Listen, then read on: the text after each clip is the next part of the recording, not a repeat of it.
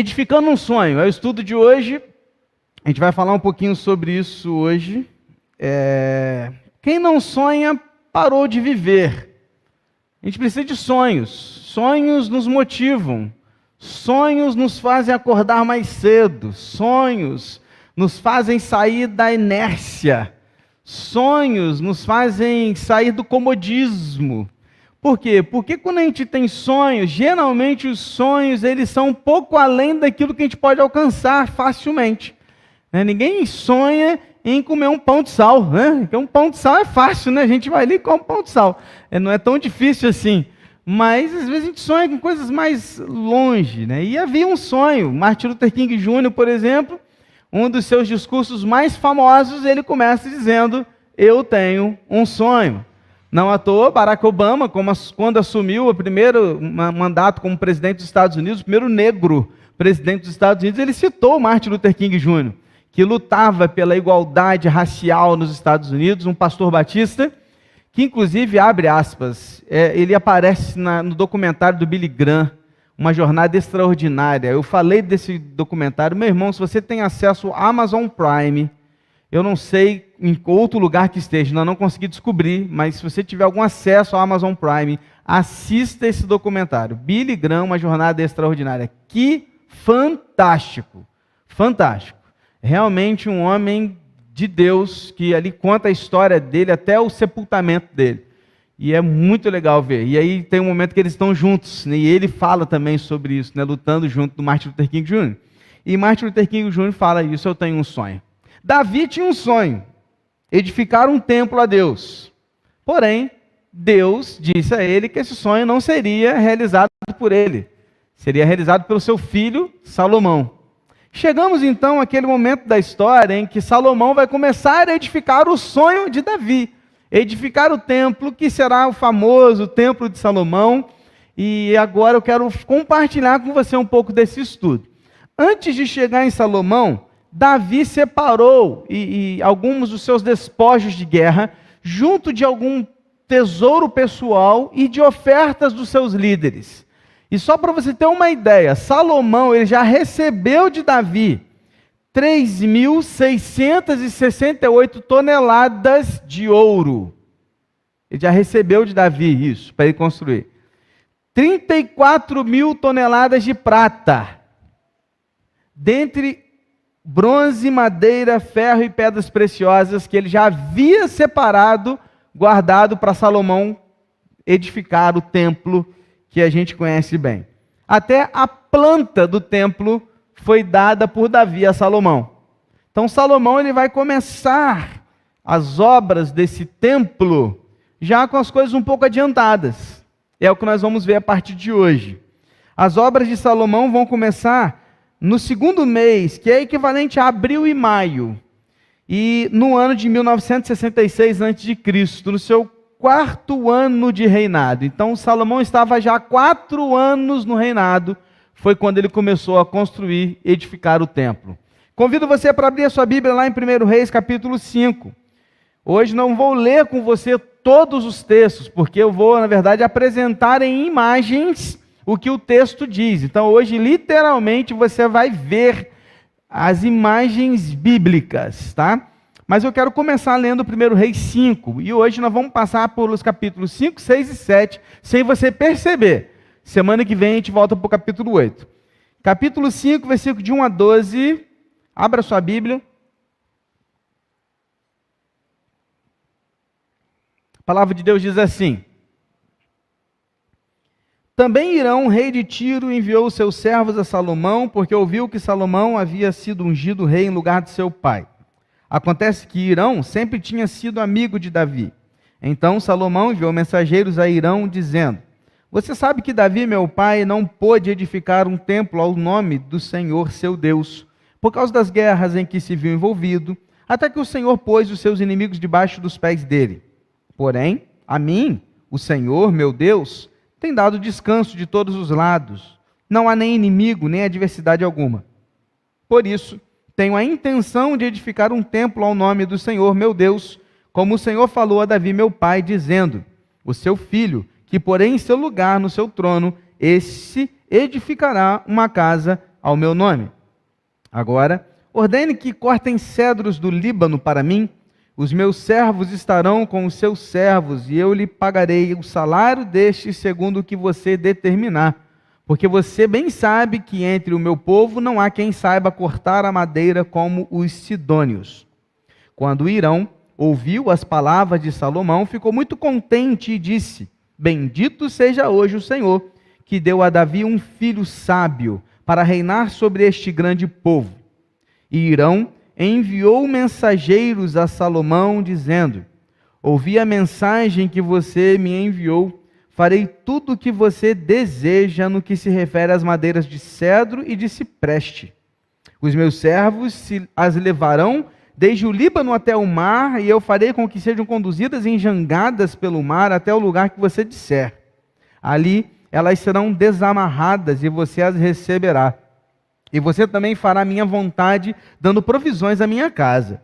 Assim, Hirão deu a Salomão madeira de cedro e madeira de cipreste, segundo este queria. Salomão deu a Hirão 2.000 toneladas de trigo para o sustento da sua casa e 400.000 litros de azeite de oliva puro, e o fazia de ano em ano. O Senhor deu sabedoria a Salomão, como lhe havia prometido. Havia paz entre Hirão e Salomão, e eles fizeram uma aliança entre si. Hirão era um grande líder e também um grande amigo de Davi, amigo pessoal de Davi. E por isso, quando Salomão começa o seu reinado, Hirão ele faz questão de enviar saudação a Salomão. Salomão aproveita aquele momento, porque ele já sabia que Hirão queria ajudá-lo. Ele aproveita aquele assunto e ele traz à tona o sonho do seu pai, a Hirão, porque ele conhecia bem, e o faz lembrar das promessas que haviam feito um ao outro. Salomão, então, pede a ajuda de Hirão, porque Hirão era quem poderia mandar os cedros do Líbano. A melhor madeira, a madeira mais forte, resistente, bonita, era do Líbano.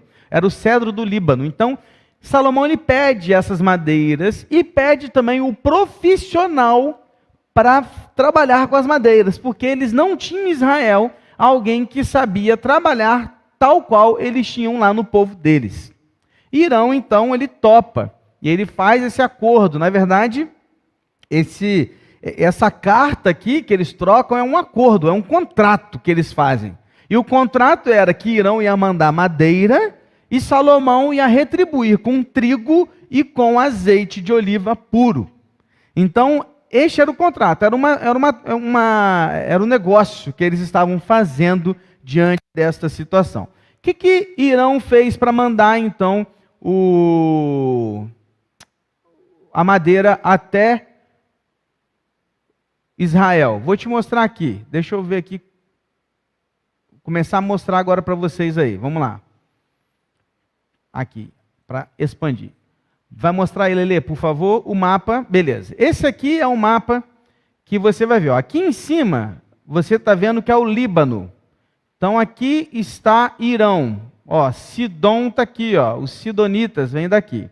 Então, ó, o Líbano aqui. Então, a madeira vem daqui do Líbano. Beleza? Está vendo o mousezinho aí rodando, né?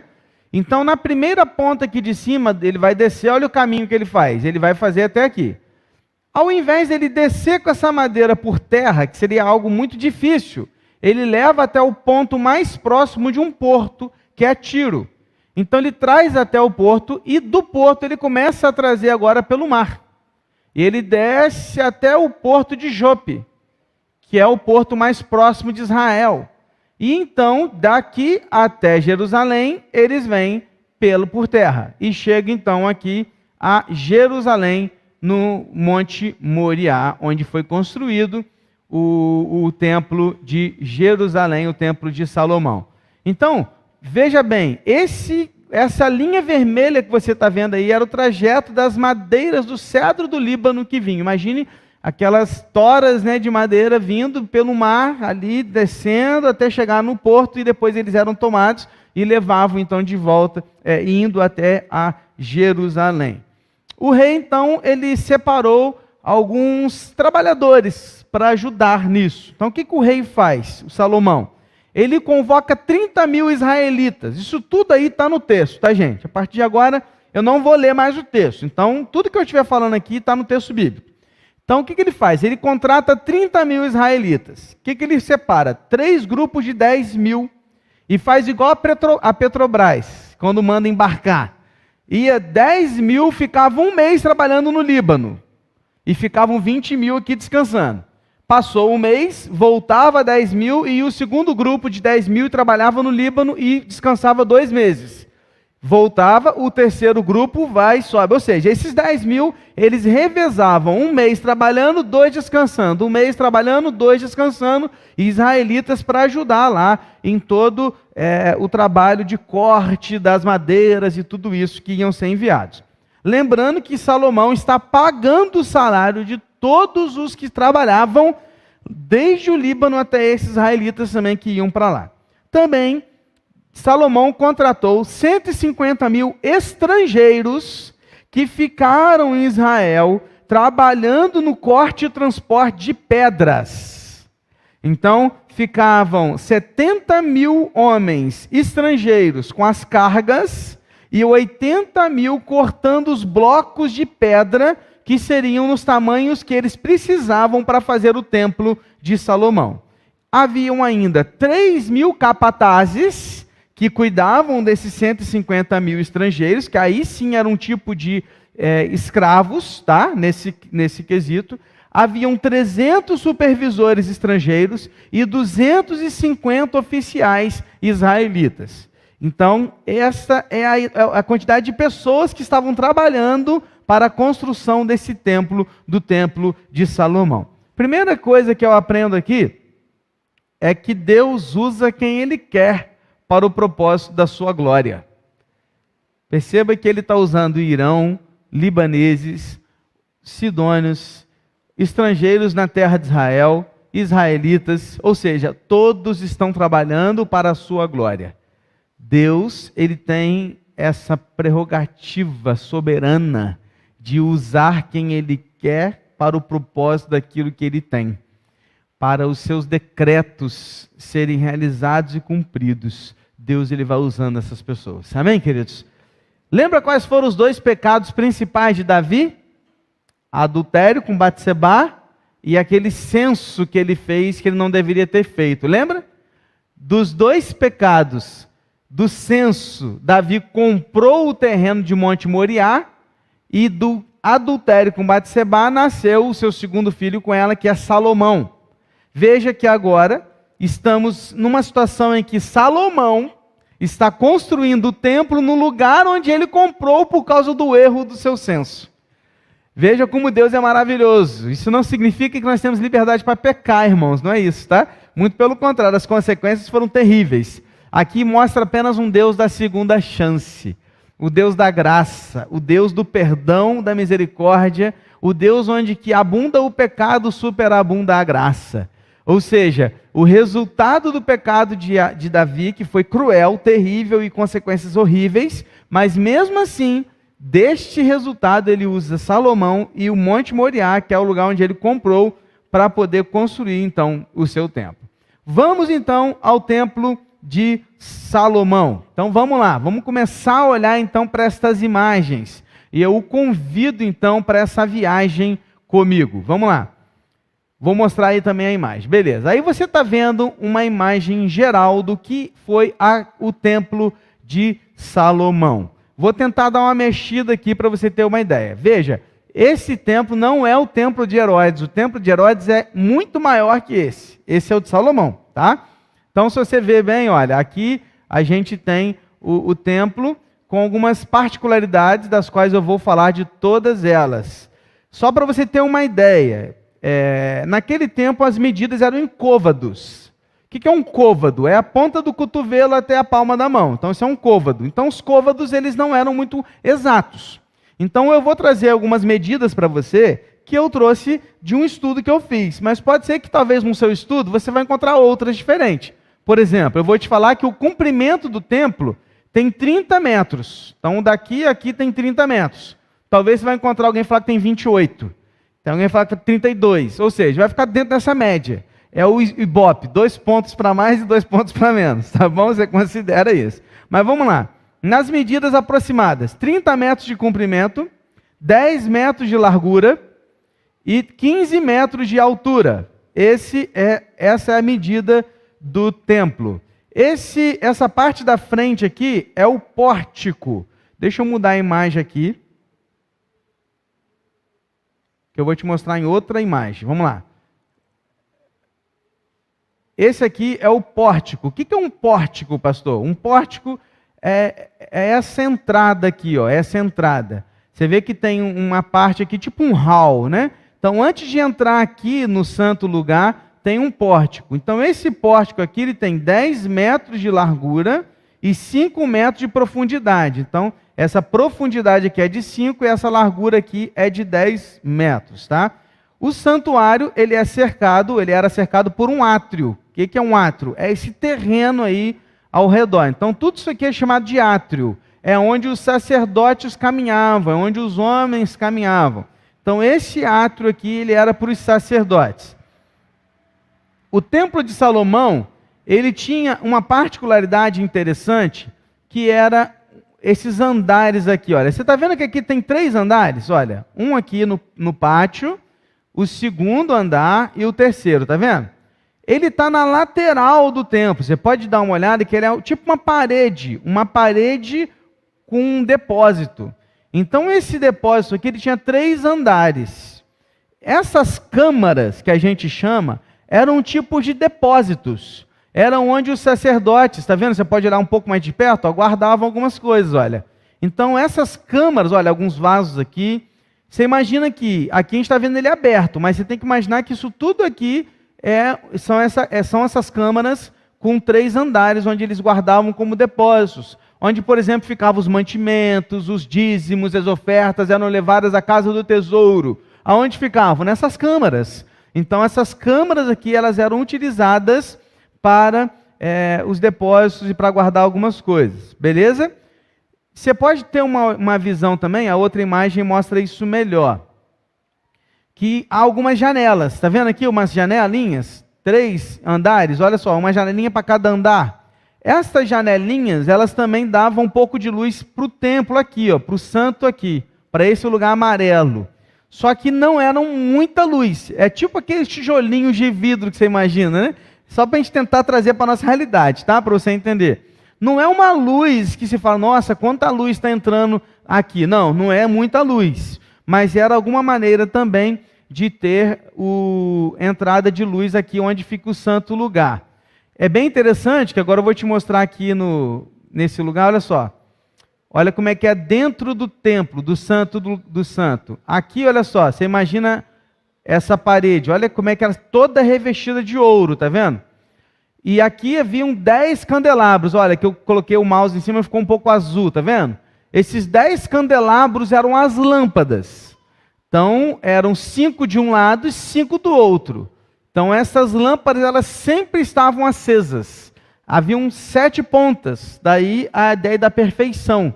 Então, esses candelabros, eles ficavam acesos dentro do santo lugar, onde ficava, então, o sacerdote, onde eles tinham acesso. Beleza? Bom, dito isso, deixa eu dar uma pausa antes de continuar falando de todo o templo e te mostrar 2 versículos. 1 Reis, capítulo 6, versículo de 11 a 13, é como que uma pausa. É muito interessante, porque o texto vem relatando a construção do templo, aí dá uma pausa, tem uma mensagem de Deus aqui para Salomão. Olha o que a mensagem de Deus diz a Salomão. 1 Reis 6, 11 a 13. Então a palavra do Senhor veio a Salomão dizendo: quanto a este templo que você está edificando, se você andar nos meus estatutos, executar os meus juízos e guardar todos os meus mandamentos, andando neles cumprirei para com você a minha palavra, a qual falei a Davi seu pai, e habitarei no meio dos filhos de Israel, e não abandonarei o meu povo. Não sabemos quem exatamente trouxe essa mensagem para Salomão, mas a mensagem ela diz o seguinte: Salomão, não é porque você está construindo um templo que você é melhor, tá? E não é porque você está construindo um templo para mim que você vai ser bem sucedido. Me obedeça. A grande questão não está no que você faz para mim, mas o quanto você me obedece. A questão não está no que você faz, mas em quem você é. Eu estou olhando o seu coração. Não se esqueça disso.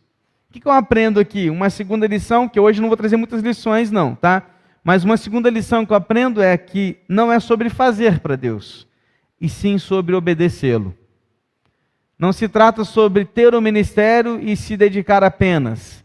Não se trata de dar todos os seus bens. Se trata de ser alguém obediente a Deus. Deus não está preocupado com o que você pode fazer para Ele. Deus quer saber a respeito do seu coração com relação a Ele. Amém, irmãos? Então vamos voltar para o templo de novo. Quero te mostrar então algumas imagens novamente. Pode colocar, Lelê. Vamos ver a parte interna do templo? Vamos lá. Aqui você consegue ter uma visão bem legal. Não sei se você vai conseguir ter uma visão legal. Mas imagine aqui o seguinte. Como que esse templo foi construído? Essas paredes internas, elas são apaneiladas do piso ao teto. Veja que elas são tábuas de cedro revestida de ouro. Então você imagina que tábuas de cedro do teto ao piso revestidas de ouro e entalhadas com flores abertas, querubins e palmeiras. Pode ver aqui, ó, algumas palmeiras, flores abertas, não sei se você vai conseguir olhar bem, depois você pode olhar no YouTube. E aqui embaixo querubins, que desenhados. Então não é apenas uma cobertura de ouro, mas havia também uma arte por trás disso. Havia um par de portas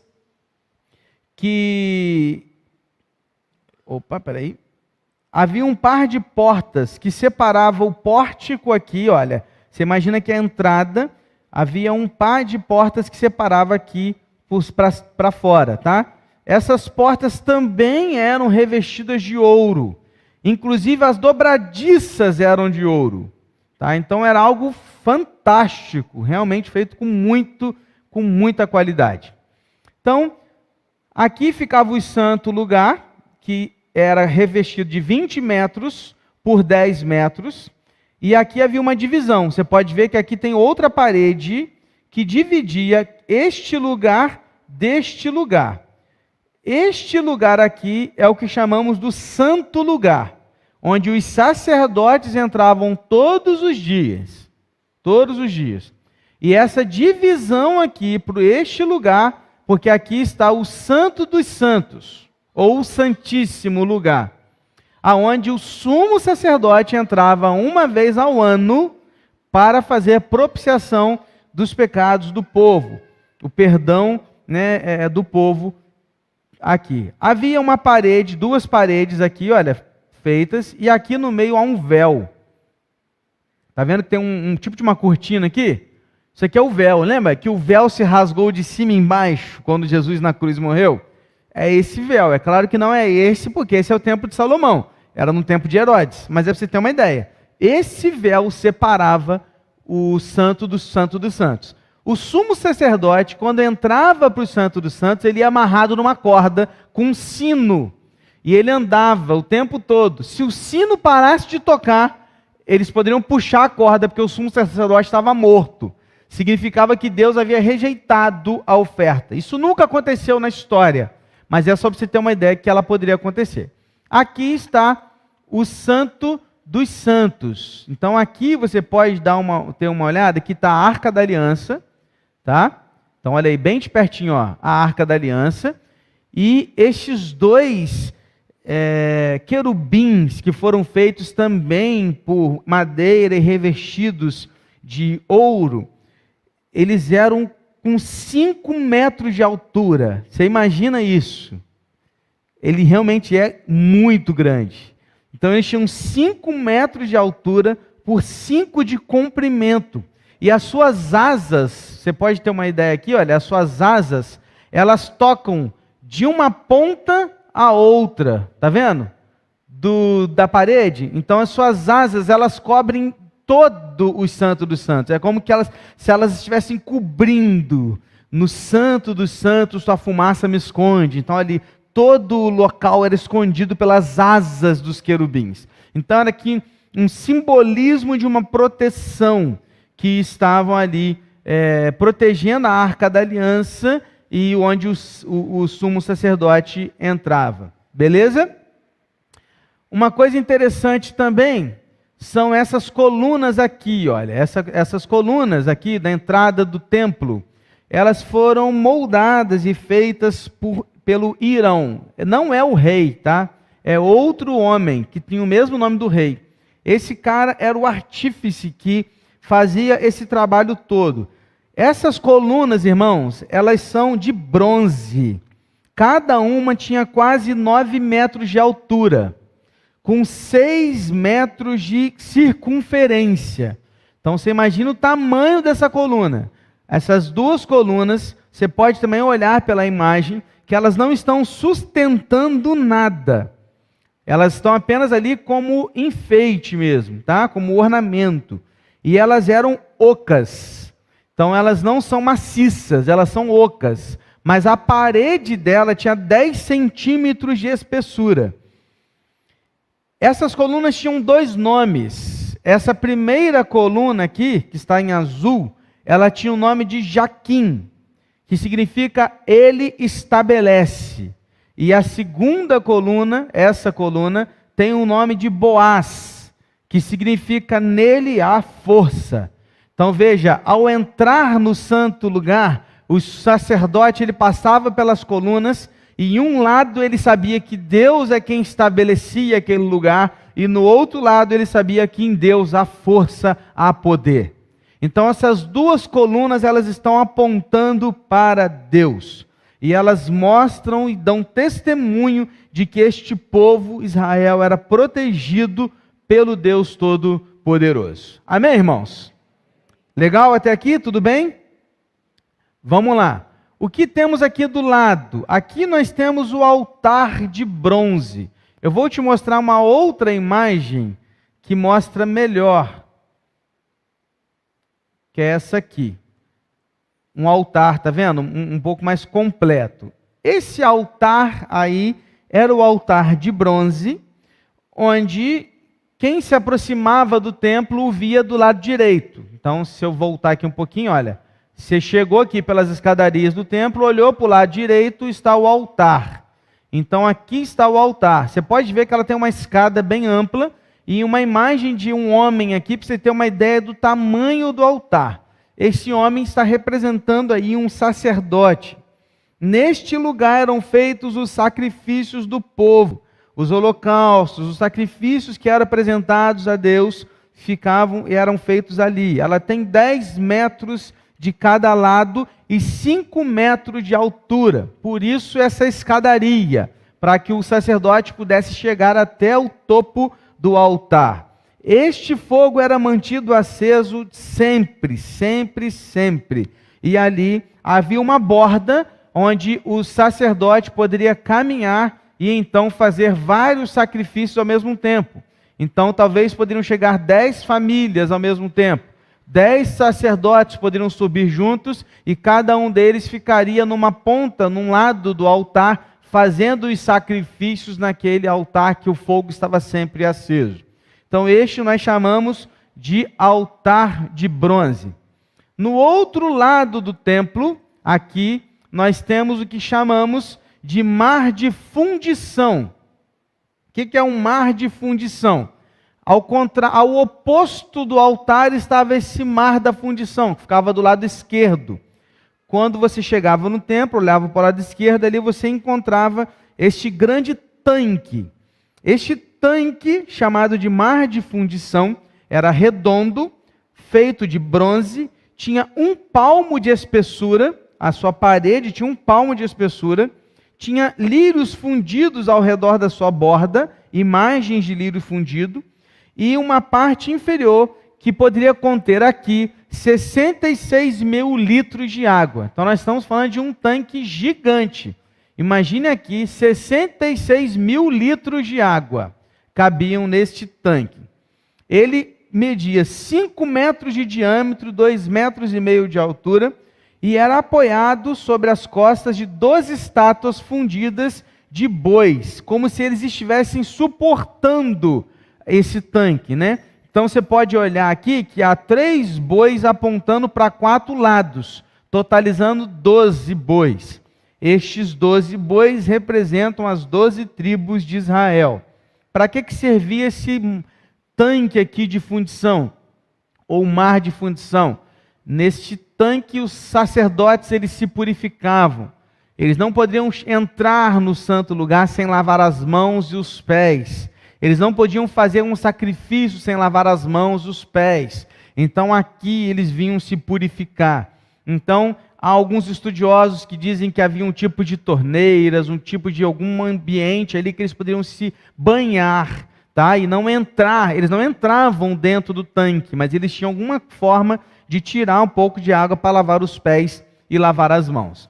Você também vai ver ao lado do templo aqui 5 suportes ou pias. Deixa eu mostrar para vocês.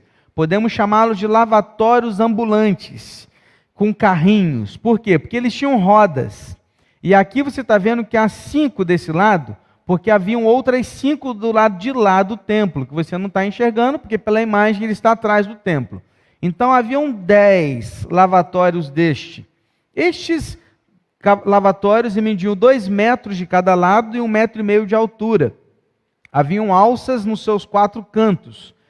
E cabiam cerca de 900 litros de água. Então aqui já estamos falando de uma caixa d'água de 1.000 litros, né? Então haviam aqui 900 litros de água. Por que haviam suportes e rodinhas neles? Para que eles pudessem levar facilmente para a preparação de sacrifícios. Então o sacerdote ele poderia vir aqui, pegar um carrinho desse e levar até o altar para lavar aqui a oferta, o ovelha, o cordeiro, a rolinha que seria sacrificada. Então ele trazia esse carrinho até aqui e lavava, voltava de volta. Também alguns estudiosos da palavra e da geografia, da história bíblica, dizem que eles usavam também para lavar o santo dos santos, o santo lugar, o interior do templo. E como eles abasteciam essa água, eles abasteciam aqui no mar de fundição. Então esta água daqui era levada e distribuída para estes 10 lavatórios com rodinhas, que eles usavam para fazer todo esse tipo de purificação. Estamos juntos, irmãos? Amém? Está dando para entender bem? Beleza. Então volto para a nossa imagem, que eu consigo mexer um pouco mais nela. Estamos falando agora de dentro, de novo, do santo lugar. Aqui dentro havia um altar de ouro de incenso, que é esse aqui, olha, que está em frente, esse sacerdote aqui que está de frente com ele. Então esse aqui é o altar de incenso. O texto não especifica exatamente as suas dimensões, mas ele ficava de frente para o Santo dos Santos, está vendo? Bem de frente para o véu. Este lugar, eles sempre queimavam incenso de manhã e no final da tarde. Então começou o dia, o sacerdote vinha a este altar e queimava incenso. Ia terminar a noite, para começar a noite, ele vinha ao altar e queimava incenso. Isso significava o quê? A respeito das orações. O incenso significava essa fumacinha subindo aos céus, como que as nossas orações sendo levadas a Deus. Então o incenso representava as orações do povo.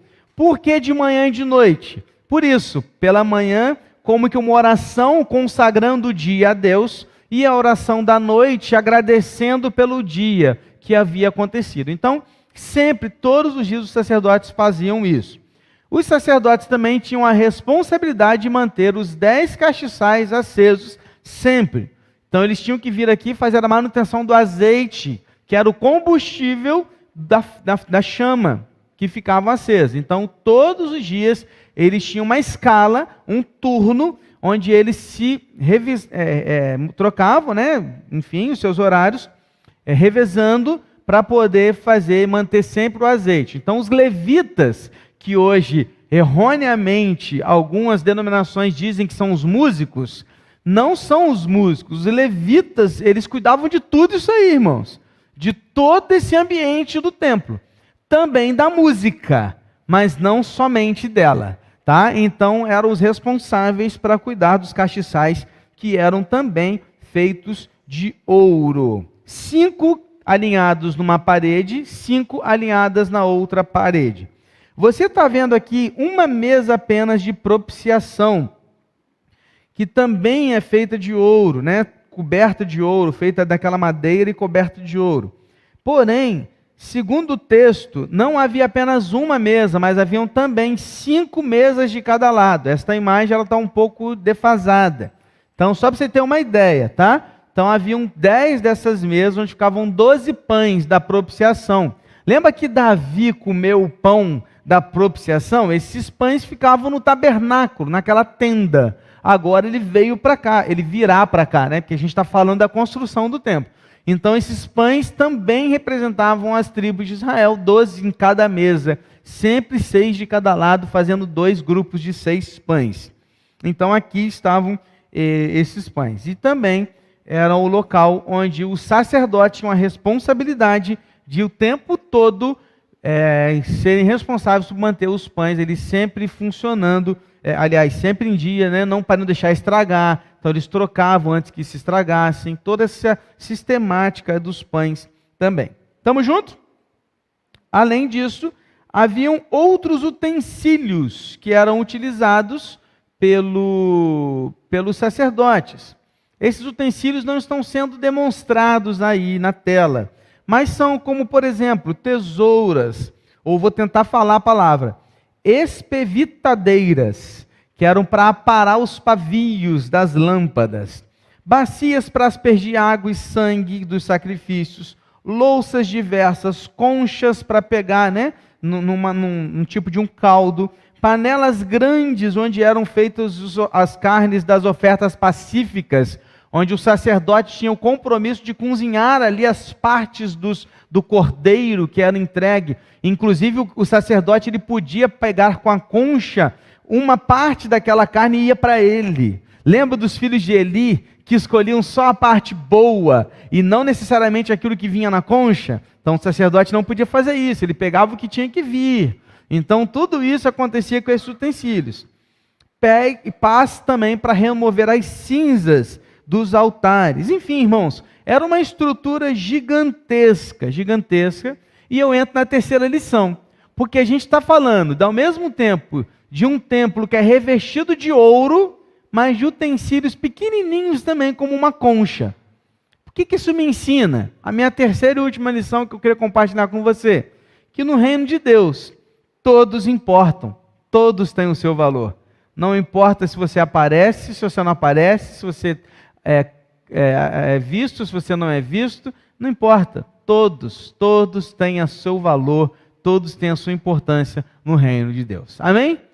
Deixa eu passear com você mais uma vez, então, pelo templo, passo a passo. Tá? Então, você está tendo uma visão geral do templo de Salomão, e aí você vê a primeira coluna, que significa Jaquim, que significa ele permanece, a segunda coluna, que é o nome de Boaz, que aí ele tem todo o poder. Depois nós estamos falando aqui desse mar aqui de fundição, que é onde ficava a água para a purificação dos sacerdotes, fundido em bronze com 12 estátuas de bois, 3 virados para cada lado. Nós estamos falando das bacias também aqui no cantinho, que eram utilizadas pelos sacerdotes para as limpezas dos sacrifícios e outras coisas. E falamos também do altar, que era aqui ao lado direito, onde se faziam os sacrifícios. Entramos no interior e vimos agora o santo e o santo dos santos. Falamos dos candelabros, que eram 10 candelabros com 7 pontas, também revestidos de ouro, que iluminava o lugar. A mesa da proposição, onde ficavam os pães da proposição, também 10, aí só tem uma.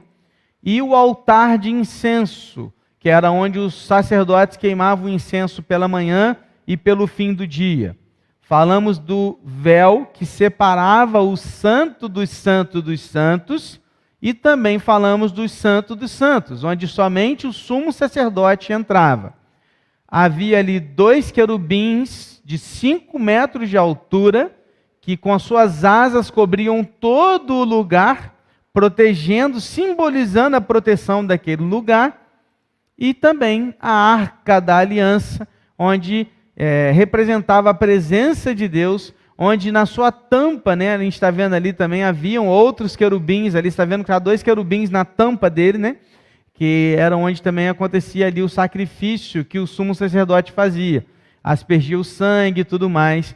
Dentro dessa arca ficavam as tábuas da lei, um pouco do maná e as varas, né, a vara de Moisés que era utilizada. Então isso para lembrar o povo dos milagres, né, de tudo que havia acontecido. Lembrando que elas têm, aí você pode olhar que elas têm as varas, porque não podiam carregar a arca encostando nela mesma, mas apenas na vara, no varão, e somente levitas podiam fazer essa trajetória. E assim a gente viu todo o templo de Salomão. Amém, queridos? Perguntas? Dúvidas sobre as imagens? Falaria?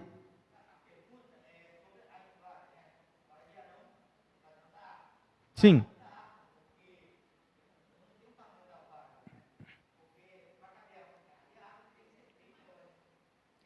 Ah, não, mas a arca aqui é a mesma arca. É a mesma arca que foi feita lá atrás. A arca não foi feita outra.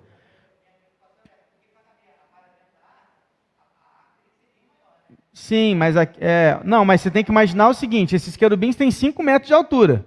Então, se você colocar a imagem de novo para mim, Letícia, você imagina o tamanho daquela arca. Ela também não era pequenininha, tá vendo? Imagina esses querubins de 5 metros de altura, a proporção da arca para ela.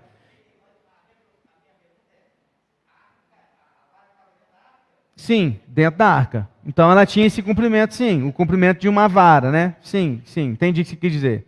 Que a vara de Arão ficava ali dentro. Beleza. E sim, Ari, ela tinha esse comprimento, né? Eu vou de cabeça agora, não lembro o comprimento da arca, tá? Mas ela tinha esse comprimento necessário para que coubesse a vara ali dentro. Muito bem colocado. Beleza? Alguém mais? Perguntas? Tá aí de novo a imagem para você dar mais uma olhada. Dúvidas? Comentários? Não? Foi legal? Gostaram? Interessante dar uma olhada dessa maneira, de uma forma diferente, né? E é bom que a gente tenha esse aprendizado, né? Então, eu achei interessante fazer isso. Por isso que eu trouxe essa mesinha para cá, trouxe as imagens, porque eu falei, cara, não tem jeito, não dá para só apontar, não dá, eu tenho que mostrar para vocês. Então, acho que isso era muito interessante. Isso vai ficar lá no YouTube.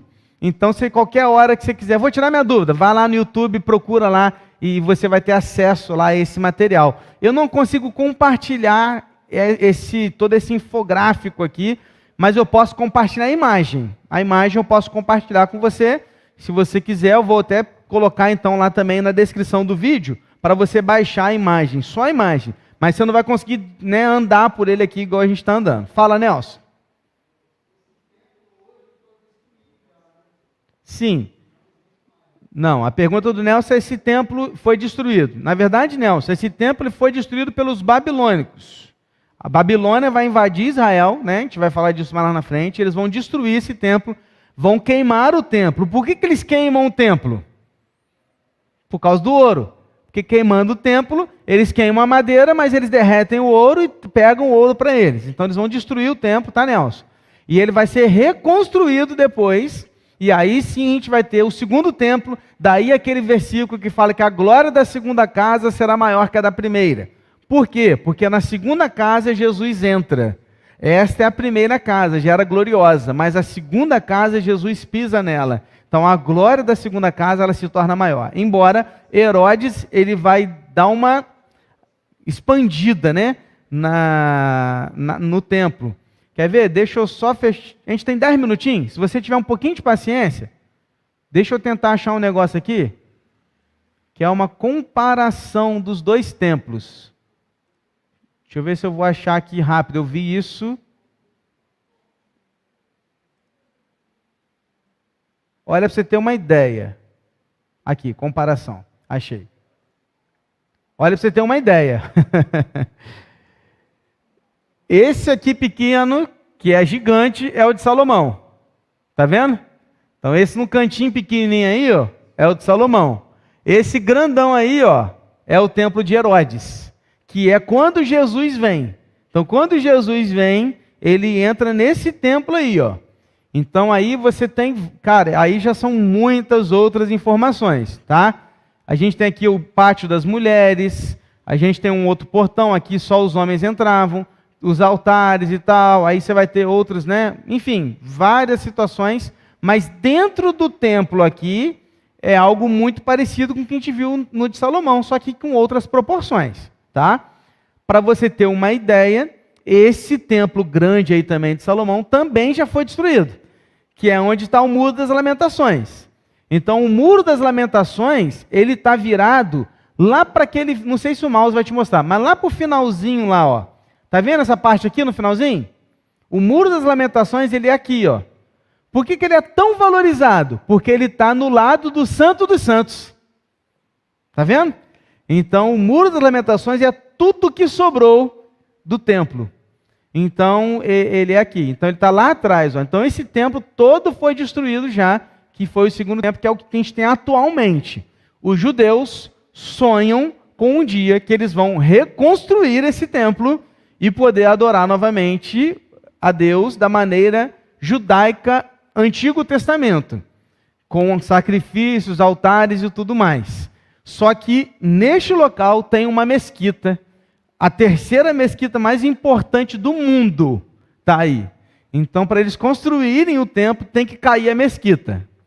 Então, você já imaginou, ou é a Terceira Guerra Mundial, ou é um milagre, né? Ou um milagre acontece. Enfim, vou fechar aqui, porque eu já estou entrando em outros assuntos, mas há aqueles que defendem a ideia de que Jesus só voltará depois da reconstrução desse templo. São os dispensacionalistas, ou seja, os judeus precisam reconstruir o templo para que Jesus volte. Há outros que dizem que não há essa necessidade, que a interpretação não é essa. E aí a gente vai ficar nessa teologia, porque a escatologia, que é o estudo do fim dos tempos, é muito debatida. E não há um consenso. A única verdade é que Jesus voltará. Amém, irmãos? Enfim, cara, é muito legal estudar. Cara, é muito top. Se eu pudesse, eu ficava aqui o dia inteiro falando com vocês, mostrando um monte de imagem, falando um monte de coisa, que é muito legal, muito legal. Então, um pouquinho aí para vocês do que foi o templo de Salomão. Amém, irmãos? Então, quero convidar você para a gente orar, quero convidar você para que a gente tenha essa palavra de oração final. Eu convido você a ficar em pé no seu lugar, se você puder assim fazer.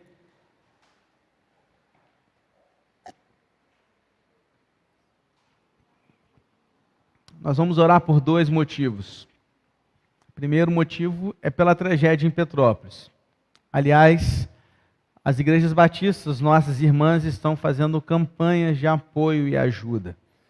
Já vou dar uma olhada para ver o que a gente pode fazer para ajudá-los. Se é apenas com ofertas ou se também com alimentos e coisas mais. E aviso os irmãos até domingo. A gente pode fazer alguma coisa. Pastor, a gente está em obra. Mas eu acho que há coisas que são maiores, né? Que isso. Nem que a gente precise atrasar um ano a obra.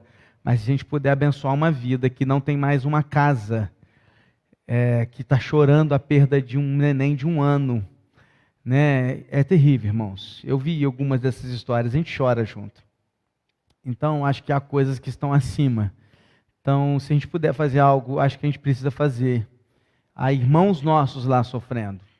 Não só porque são irmãos nossos batistas, mas porque há gente, ser humano lá sofrendo. A gente precisa ajudá-los. Então, até domingo, ou pelo grupo, pelas redes sociais, a gente fala com vocês. Fiquem atentos à maneira como a gente pode, de alguma maneira, abençoar aquelas vidas. E a segunda oração é pela nossa obra, para que Deus nos ajude. Né? Depois de uma aula dessa, da construção do templo de Salomão, volta para casa e doa todos os seus ouros que você tem lá para a gente fazer tudo de ouro, brincadeira. Mas se quiser doar, pode doar. E a gente então vai aí construir também o nosso templo, que não vai, lógico, né? Não é nem a ideia essa mais, né? A ideia daquela era muito diferente, ali representava a casa de Deus. É muito diferente, né? Hoje a casa de Deus somos nós. O templo aqui é para que a gente possa cultuar, adorar e receber mais gente e salvar mais vidas. Mas o que importa mesmo é a nossa obediência ao nosso Deus. Amém? Vamos orar? Feche seus olhos. Pai, quero colocar diante do Senhor as nossas vidas. Eu quero, em primeiro lugar, em muita humildade, eu quero te pedir misericórdia para o povo de Petrópolis. Logo ao saber da notícia, entrei em contato um pastor amigo que mora lá na Serra, e graças a Deus ele compartilhou de que sua família estava bem, mas que realmente estava um caos. E eu quero, Deus, colocar a vida destas pessoas nas tuas mãos. Deus, se eu puder te fazer um pedido, eu queria te pedir que ainda os bombeiros consigam achar pessoas com vida, que ainda haja esperança para isso. E quero te pedir também que o Senhor traga consolo e conforto àqueles que perderam tudo. Aqueles que talvez não tenham perdido bens, mas perderam família, que é muito pior. Quero colocá-los em tuas mãos. Ao olhar para as reportagens e ouvir histórias daqueles que falavam de ter perdido um irmão, um filho, uma filha, uma família que toda está soterrada, é triste demais, Deus. É triste demais. Eu quero pedir ao Senhor que traga conforto àquelas vidas. Mais um pedido que eu quero te fazer, Deus, é que o Senhor use as nossas vidas para abençoar aquele povo. Eu sei que a gente não está pertinho, embora 2h30, 3 horas de carro não seja longe, mas o que a gente pode fazer, Deus? O que a gente pode fazer? Ajuda a gente a entender isso. Mostra para a gente, Pai. Coloca nas nossas vidas pessoas com seriedade, que querem ajudar e querem fazer o bem, para nos orientar, para que a gente possa ir naquilo que realmente seja importante, para que possamos abençoar aquele povo ali. Como é triste ler as notícias e ver que mesmo depois de uma tragédia como essa, estavam se aproveitando para roubar lojas, assaltar pessoas na rua, arrastão acontecendo no meio de barro. Pai, eu não consegui entender o coração humano. Realmente nós somos muito ruins. Perdoa, Deus, a gente por isso. Perdoa porque numa hora como essa, pessoas aumentam os valores da água e do alimento para lucrar na desgraça dos outros. Perdoa, Deus, a gente por causa disso. E Deus, usa as nossas vidas para a gente fazer o bem naquele lugar. Usa as nossas igrejas batistas ali para que sejam luz naquele lugar. Os nossos irmãos que estão ali na frente da batalha, porque talvez por nossos trabalhos e tantos outros afazeres não possamos estar lá, mas eles estarão lá nos representando. Abençoa a vida deles ali. Pai, abençoa também a nossa obra. Levanta recursos entre nós. Levanta pessoas para que nos ajudem, para que possamos fazer o melhor e dar o nosso melhor para o Senhor também. Por isso, Deus, levanta esse templo no tempo do Senhor, da maneira do Senhor, com os recursos do Senhor. E usa a gente, porque também somos do Senhor, para que os nossos bens, a nossa oferta, o nosso viver, o nosso trabalhar, o nosso entregar possa realmente te agradar. E não seja apenas pelo fazer, mas pelo obedecer o Senhor. Obrigado pelo que ouvimos e aprendemos nessa noite. Obrigado pela aula do templo que vimos, pelas imagens, por todo o aprendizado, que isso não saia da nossa memória. E quando a gente pensar e imaginar tudo o que acontecia ali naquele tempo, e isso tudo aponta para o Senhor, a gente possa olhar essas imagens. Porque antes nós não tínhamos acesso ao Santo dos Santos. Mas hoje, os Santos dos Santos têm acesso ao nosso coração. Onde nós não podíamos pisar, o Senhor hoje pisa nas nossas vidas. O Senhor mora em nós, o Senhor habita nos nossos corações. E a gente não tem palavras para te agradecer. Porque o véu se rasgou de cima e embaixo. E hoje nós temos acesso livre ao Senhor. Obrigado, Deus, por isso. Obrigado por todos que aqui estiveram. Obrigado por tudo que ouvimos e aprendemos. Leva-nos de volta para casa em segurança. E agora que o amor de Deus o Pai, a graça salvadora do Senhor e Salvador Jesus Cristo, a comunhão e a consolação do Santo Espírito de Deus, esteja com todo o povo de Deus espalhado na face da terra, mas em particular com o teu povo aqui neste lugar, agora e para todo sempre. Amém, Senhor. Que Deus te abençoe. Que Deus te dê uma noite espetacular, de bom sono e um restante de semana na presença dele. Estamos encerrando o culto dessa noite.